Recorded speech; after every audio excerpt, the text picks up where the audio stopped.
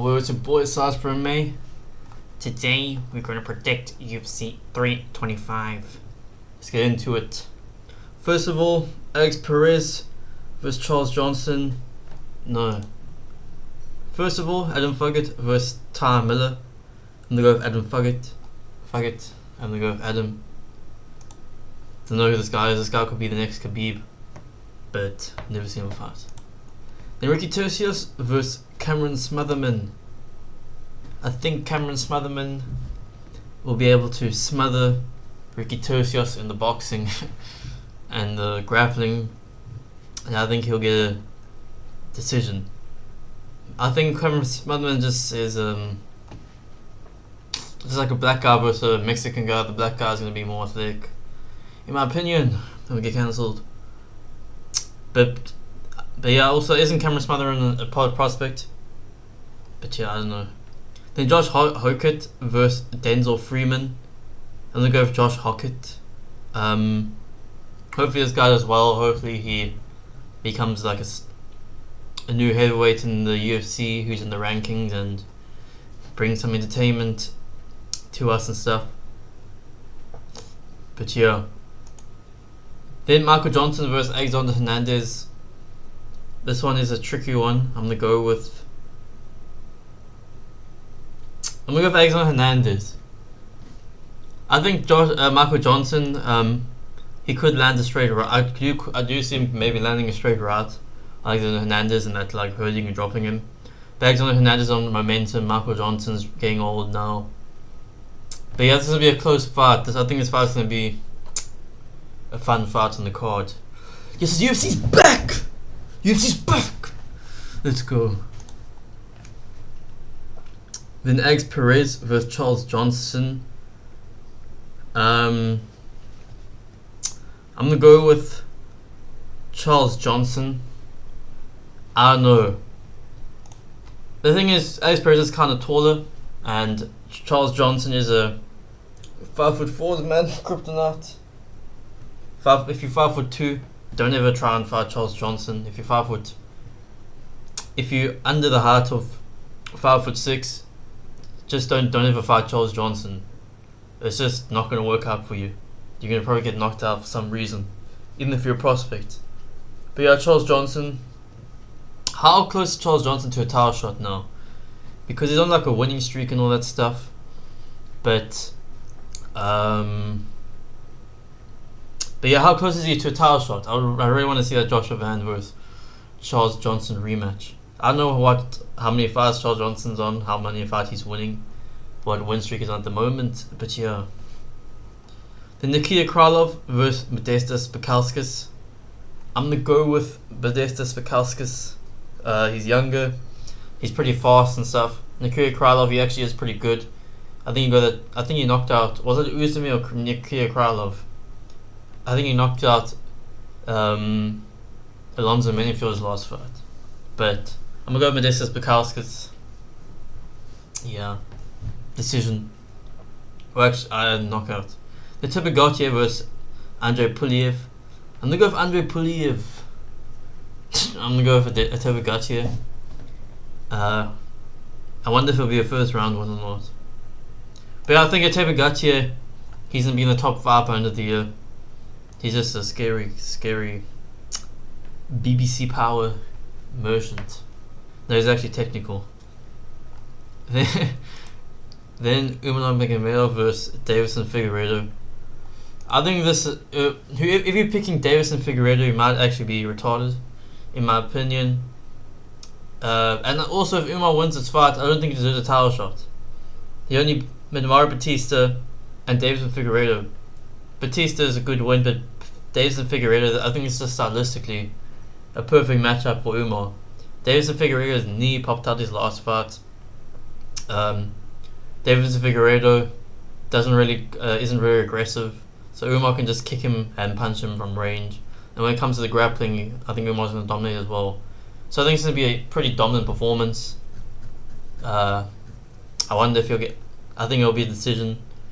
And if Davison Figueiredo starts losing, he just doesn't want to get finished. So I don't think Davison Figueiredo is really going to try and his best to win this fight. Then Arnold Allen versus Gene Silver. This one, I'm gonna go with Gene Silver. I haven't really watched tape, haven't really studied this fight, but Gene Silver moves his head. Arnold Allen doesn't really move his head as much. And if Gene Silver fights this fight smart, I think he'll be able to move out shots, counter, be aggressive, and just take less punches than Arnold Allen.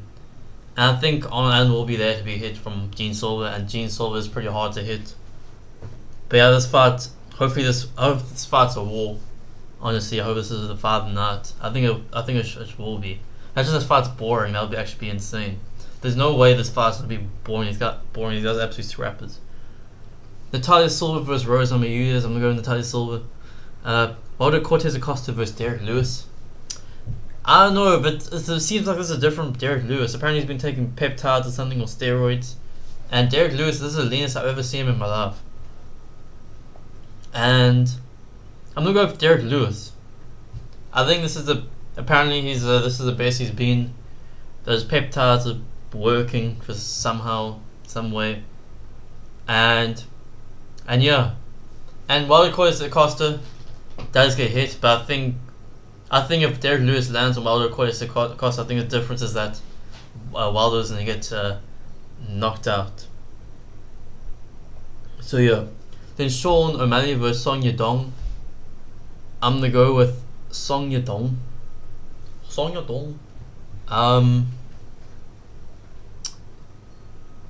I haven't really studied this fight, but I think Sean O'Malley is kind of like mentally checked out, and he's like, I think his body's kind of like starting to break down a bit. He's not very motivated. He's thinking about retirement if he loses this fight.